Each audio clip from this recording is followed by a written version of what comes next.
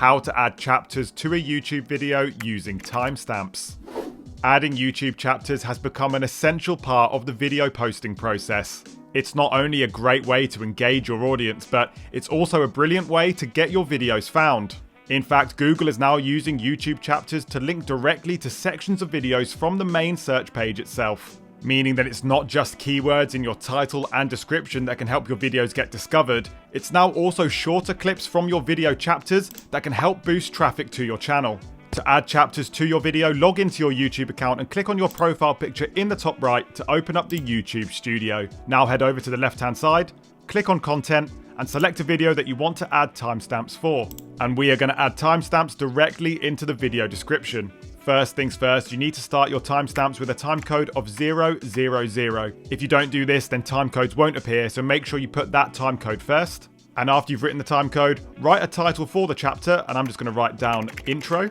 And now hit return, go through your video and add some more timecodes in a list. For example, add 145, and I'll add a title, how to add timecodes to your video. And when you're finished adding all of your timecodes, press save, and you can now go onto your video page.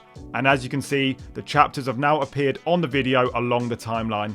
You can also add timestamps in video comments, and that's not just on your videos, you can add these to any video on the platform. Just follow that exact same format as you did in the description, press post, and this won't add video chapters onto the video itself, but if anybody clicks on these timestamps in the comments, it will skip to that part of the video. And finally, you can also create links to YouTube videos that start at a specific timecode. Simply find a video that you want to share, select share underneath the video window, and here just under the link, tick the box that says start at, then type in the timecode that you want to start the video at, and you'll see some code get added to the link, which you can now copy and share with your friends. So that is how to add timestamps on YouTube. Thanks for watching, and I'll see you next time.